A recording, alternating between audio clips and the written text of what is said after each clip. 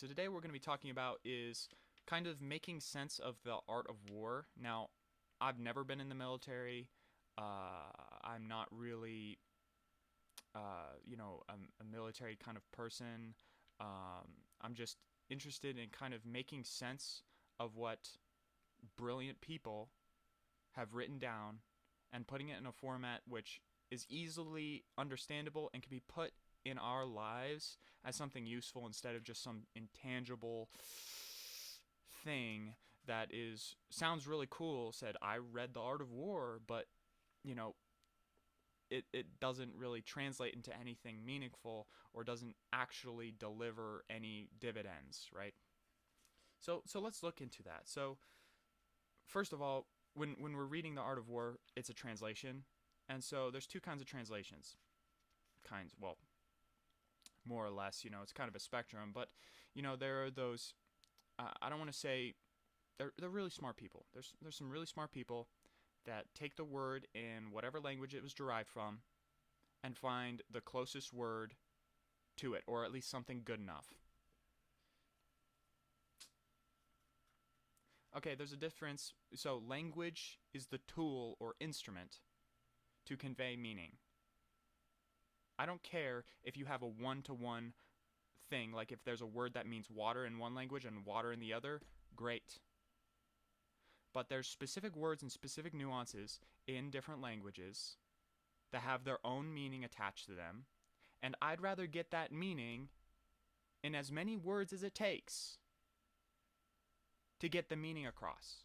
All I care about is the meaning, and if somebody's going one-to-one basis on what the words mean and trying to find the closest fit, right, and not going for the meaning using different words, right? So if somebody had to go one-to-one for whatever word instead of going for the meaning, it's a garbage translation. You're not going to be able to get the essence of what the author's going for, because then you just have this dude or girl totally missing the boat, totally missing the point of the entire book, which is to convey meaning, useful information that people can read and actually use, because most people don't write books to be useless, right? So let's dig into that. So this, I was using a translation, the English translation, because I don't know another language, right? So I'm just gonna work the best I can with what I got. Okay. So the first one is that Sansu. So Tao is everything. So if you look at the Tao, it's like that yin yang symbol, right?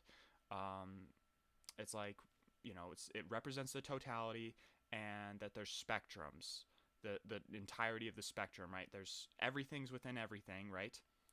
Um, it's like a kind of monism. There's like an entirety or a totality and whatever. And the only way to actually know that is to be wise. So Tao is equivalent to wisdom. Tao is like a translation of way, right? But the only way to know the right way is to be wise enough to distinguish the difference. So we'll just fill in Tao for wisdom, and it will make complete and total sense. So, and that's just because I'm biased. So you can debate me, and you'll probably be right, because you'll probably quote something that has whatever. But I'm just gonna say wisdom, because that's pretty solid. That's pretty solid. So the first one is wisdom. Have wisdom. Then heaven and earth is symbolic of the mind and the body. So wisdom, mind, body, the behavior that exemplifies a general, and then the method in which engagements, and the method and the strategy and all that stuff in order to actually do things that win the battles, right? So this is the hierarchy of things that are valuable. So there's wisdom, mind, body, the behavior that exemplifies a wonderful general, and then the behavior, personal qualities, and then the method in which bringing about victory is accomplished, right? Pretty clean. uh so the leader, so the general, and then the soldiers, and then everybody, the nation, or the people that are the people that are sending the food, the people that are getting the grain, the sovereign, they're all on the same page. They all know what's important. They have a specific want, and they're all on the same page. They know what's important. They're protecting whatever, and they're going for it. If there's any sort of mismatch between the general, because the army is an extension of the general when you really think about it. Everything, and when you trace that back, the general is the extension of the ruler who's hiring a third party to use the army as an instrument of negotiation between states, right? Because coercion is an instrument that states use to get what they want, right? So the general is an instrument of the state, and then the army is an instrument in which the general extends themselves in order to make victory happen, right? It's an extension, and that's why discipline is so important, and that following orders is important because they're technically being instruments of the general, and if they don't do what the general says, there's going to be like this weird it's going to fall apart, or at least that's especially looking at this historical perspective, which I probably don't have, and I'm just making an assumption. Probably means defeat or misery, defeat or victory. That's the difference. A lot of the things that Sun Tzu talks about is that it's not so much the army and the actual conflict itself. It's more like defeating the enemy general, defeating the mind, defeating the body, defeating the way, and being, having a superior wisdom to the other general. So what you're trying to do is trying to make them incoherent, because incoherency is an indication of lack of wisdom in comparison, because you're making a comparison. You're never. And so what Sun Tzu's talking about is that if you can destroy or negate or alter or deceive and manipulate the mind of the other general, the person that you're going against, the army will be just an extension of that general, and it'll be easy to defeat because they're completely incoherent. They don't have the knowledge. They're unprepared. They're blah blah blah blah blah. They're all over the place. There's conflict, internal conflict, and you'll just steamroll them. Steamroll them. By comparison, because it's all based on wisdom, and then clarity of mind, clarity of body, the behavior. Yeah, okay. So then it talked about kind of calculations and the counting rods. Okay, I probably could have looked that up, but whatever. Math and calculation put thought into the battle and the logistics. I'm pretty sure that's what it's kind of going for. So thought and effort into knowing exactly how much is going into where, going how, and getting into the internal logistics to make things happen instead of just fighting first and then seeking to win, instead of seeking to win first and then figuring out a way to do that or whatever. The goal is to win, not to fight, right? Right. If it benefits the state or benefits the general to negotiate or to use diplomats and never have to pick up a single arm or fire a single arrow, and the state gets what it wants, you don't need to fight, right? Right? War is just a tool that the state uses to get what it wants, right? It's a negotiation tool, right? That's what they use to negotiate.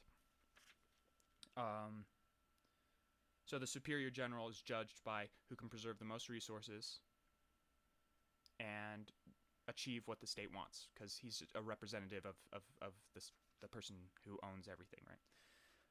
What's the next one? Shorter is better. When you have a state that has a standing military, usually standing militaries fight other standing militaries, so you want to win fast, right? Because then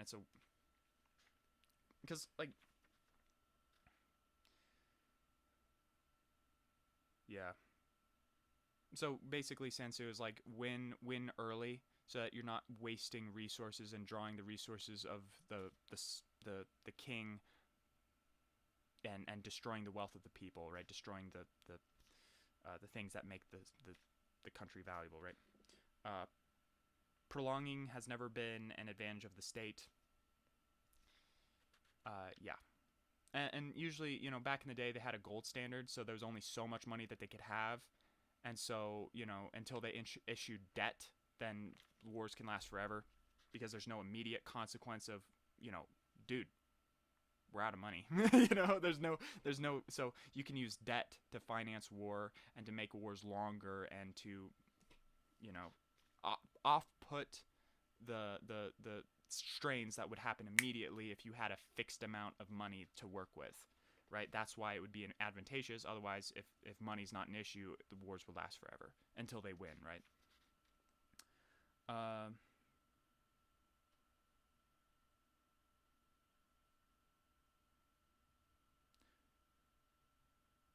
Uh, does the adversary have customs, specific customs?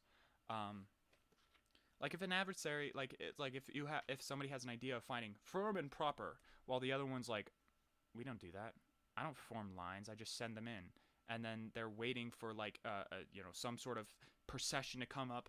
They talk. They exchange greetings. Instead, there's a night attack and destroys the entire army.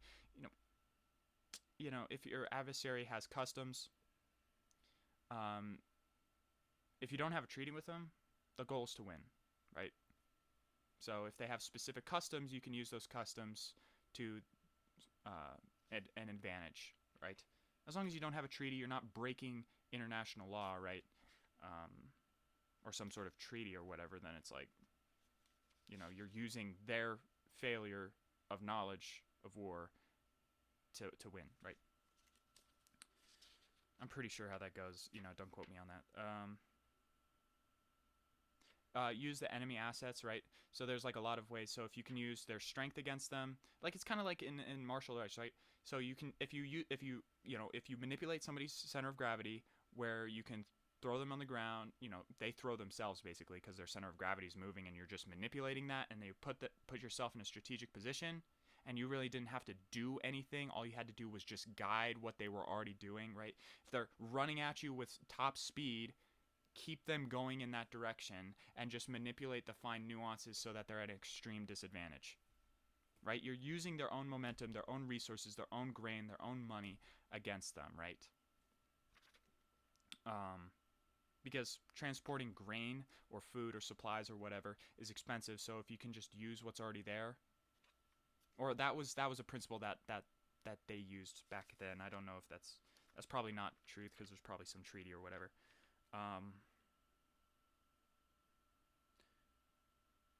So war is expensive, right? And the only reason why wars end when the money runs out, because that's the only reason why they can, So win before you run out of money. That's a good one. That's a good one. Never destroy value. So if the superior general or the wise general is able to take over units, grain, resources, supply, public support, anything to help fuel the war effort, not using the resources of their own country and using the resources of their enemy. It kind of goes back into that, manipulation of their own strength, and then you can keep the thing going, not expending your own resources. So never destroy value. So if you destroy an entire army, well, that, back in the day, you could like literally recruit them into your army. So it's like, yeah, I know we just surrounded you and captured you. Hey, do you want to join the winning team? It's not funny, but it's kind of is funny. Just looking back in hindsight, that's kind of funny. Just for me. And also the next one is that any confusion in the army, any I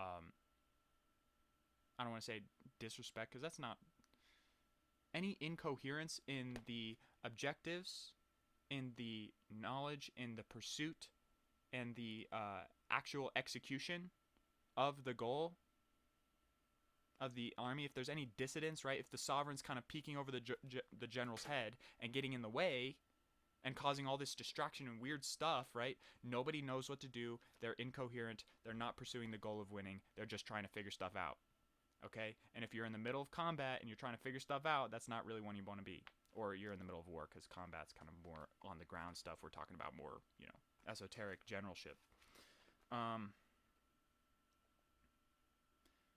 Yeah, so, and then the sovereign just letting their general make coherent decisions without getting in their way. You know, put the person who is most competent to make decisions on how to win quickly in charge of winning the war, and don't peek over their shoulder. Don't, you know, and know what's going on, right? Know what's going on. Know where they're at. Gain as much knowledge as what's going on as possible, so you're well informed. So that if you have to make any preparations with like the actual, country itself, do that. But you hired somebody as a manager to manage this instrument in which you extend your will, right? So let them do that. Just let them do that. Just like if you want to call this a real estate investor or some sort of financial person, you give your resources to, but you're not looking over their monitor to see if they're doing it right. Like it's like sometimes we don't have any competency in that, and if we do have competency in that, we're the ones at the front line, right? Just like Alexander the Great, the Prince of Macedon, or King of Macedon, or whatever. Yeah, and then he also has another thing on. If you depending on how many numbers you have, you surround them, or you fight them, or you match them, you run away. Running away is just a strategic repositioning so that you can crush the enemy later. Right? That's what fight or flight is. It's like if you're not ready to fight something, you run away. It's like we run. This is a crude analogy because everybody uses it, but I'm going to use it one more time since it's all right. But we ran away from tigers when when we don't have the tools to fight them, or back hundreds and thousands of years ago, we ran away from tigers. We ran away, made spears, made various different defense mechanisms, walls, farming, and pointy sticks or other instruments. And now tigers are an endangered species. Now that's a crude analogy, but did we defeat the tigers? Yeah. Yeah. So what did we do? We just strategically repositioned until we were strong enough or had the tools or wise enough to completely make them a side thought. In terms of, none of us have, wake up in the middle of the night worrying if a tiger is going to attack us. It's like, it's not even a thing, what we worry about is like, did I lock the door? Did I leave the microwave on? Like, that's the worst. That's like, we wake up cold sweat. Did I leave the microwave on? Yeah.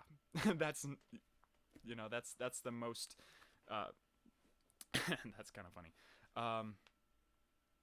Yeah, so this was the first 3 chapters of The Art of War. So I hope you enjoyed it. We'll be probably doing the next 3, or just, whatever comes, get some decent material, and hope you enjoyed it.